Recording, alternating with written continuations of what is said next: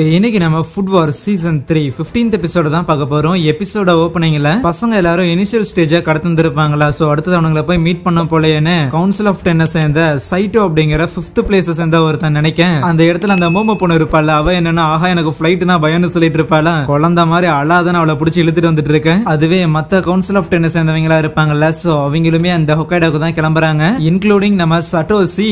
Even அந்த KUKA பையன் இருக்கிறான்ல, so இதுக்கு முன்னாடி தான் அவன் கவுன்சில் ஆஃப் 10 உப்பா கிடையாது. கூகா மாதிரி ரூல்ஸ் எதுக்கும் மடிஞ்சு போகாம அந்த மெகஷிமா அப்படிங்கிற அந்த நம்பர் 3ல இருக்கிற அந்த ஒரு பையன், இவங்க எல்லாருமே ஹொக்கைடோ கிளம்புறாங்க. அதுவே நம்ம ஹீரோஸ் எல்லாரும் அந்த ட்ரெயின்ல டிராவல் பண்ணிட்டு திருப்பி ஏதோ காட்டு பகுதி மாதிரி இருக்கிற இடத்துக்கு தான் வந்திருப்பாங்க. இவ்வளவு ஃபேமஸான ஒரு டூரிஸ்ட் பிளேஸ்ல காட்டுக்கு நடுவில் தான் போட்டி நடத்துவீங்களா அப்படின்னு எல்லாரும் புலம்பிக்கிட்டு இருக்கேன். அப்ப அந்த இடத்துக்கு ஒரு நபர் வந்துட்டு, சோ அவர் தான் அடுத்த ஒரு எக்ஸாமினரா இருப்பாராமா. இந்த 2வது ஸ்டேஜ்ல இவங்க பாஸ் ஆகிறதுக்காக இவங்க ப்ரிப்பேர் பண்ண போறது நூடுல்ஸ் பேஸ் பண்ணப்பட்ட டிஷ்ஷா மட்டும் தான் இருக்கணும். ஏன்னு பார்த்தா முதல்ல இந்த ஹொக்கைடோல இந்த நூடுல்ஸ் அப்படிங்கறது பயங்கர ஃபேமஸ். இந்த ராமன்ங்கிறது பரவாயில்லையே, நூடுல்ஸ் வச்சு என்ன வேணாலும் செய்யலாம் அப்படின்னா எங்களுக்கு விருப்பப்பட்டதை செய்யலாமா என்னன்னு ஹீரோவும் யோசிக்க, வெரைட்டி ஆஃப் டிஷ்ஷஸ் இருக்குது, சோ எதை வேணாலும் செய்யலாம் தான் நம்ம மெகுமி யோசிப்பா. அப்போ அந்த இன்ஸ்ட்ரக்டர் சொல்லுவாரு, ஆக்சுவலி உங்களுக்கு தேவையான நூடுல்ஸ் எந்த வெரைட்டில வேணுமோ அது எல்லாமே இங்கேயே கொடுக்கப்படும். ரொம்ப பேசிக்கான சில இன்கிரிடியன்ஸ் மட்டும் அங்க இருக்குது, கூடவே சூப் தயாரிக்கிறதுக்கான சில விஷயங்களும் இங்க இருக்குது. ஆனா இங்க நாங்க என்னென்ன உங்களுக்கு கொடுக்கறோமோ அதை மட்டும் வச்சுக்கிட்டு கண்டிப்பா அப்படின்னா என்ன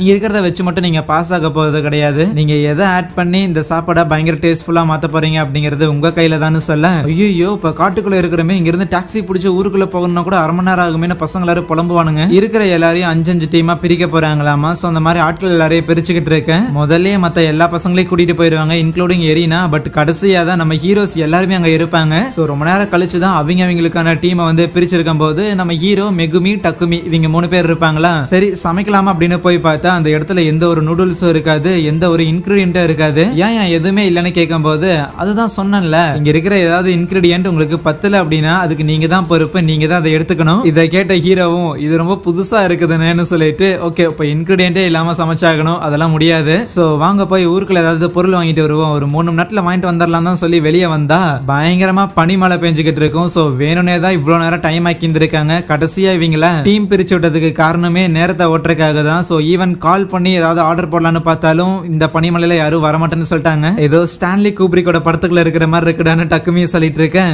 நியூஸ்ல பனிமலையுமே பயங்கரமா பெய்யுதுலாம் வந்து ரிப்போர்ட் பண்ணிக்கிட்டு இருப்பாங்களா.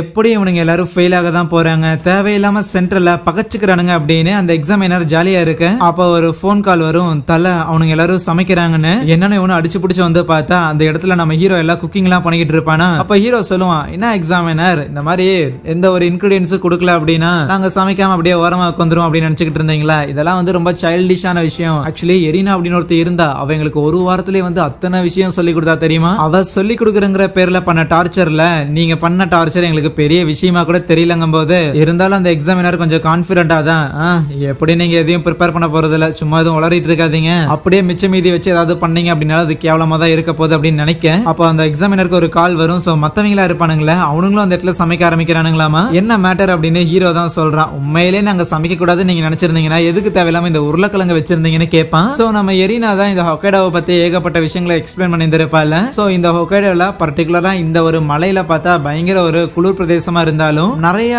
பொட்டேட்டோ எல்லாமே வந்து விளையுமாமா. ஆனா அதுல ஒரு பர்டிகுலர் டைப் ஆஃப் பொட்டேட்டோல நூடுல்ஸ் கூட செய்ய முடியும். இந்த விஷயத்தை எல்லாத்தையும் எரினா தான் சொல்லி கொடுத்துருப்பான். சோ இப்போதைக்கு அந்த பொட்டேட்டோ எல்லாத்தையும் வேக வச்சு அதுக்கப்புறம் அதை எல்லாத்தையும் வந்து லைக் ஒரு மாவு உருட்டுற மாதிரி உருட்டி அதுக்கப்புறம் அந்த பீசஸ் எல்லாத்தையும் கட் பண்ணி தானே நூடுல்ஸ் மாதிரி செய்யறாங்க. இந்த உருளைக்கிழங்கு அப்படிங்கறது ஒரு வித்தியாசமான ஒரு காய்கறி. இதுல இருக்கிற எல்லா விதமான ப்ராப்பர்ட்டி நீங்க அண்டர்ஸ்டாண்ட் பண்ணிட்டீங்க அப்படின்னா இதை வெர்சடைலா பயன்படுத்தலாம் அப்படின்னு எரினா சொல்லியிருந்திருப்பான். அதை தான் மைண்ட்ல வச்சுக்கிட்டு இந்த இடத்துல உருளைக்கிழங்கு தவிர வேற எதுவும் பெருசா கிடையாது, மத்தபடி சில வெங்காயங்கள் இந்த மாதிரி தான் இருக்குதா, அதை வச்சுதான் அவங்க ரெடி பண்ணிக்கிட்டு இருக்க.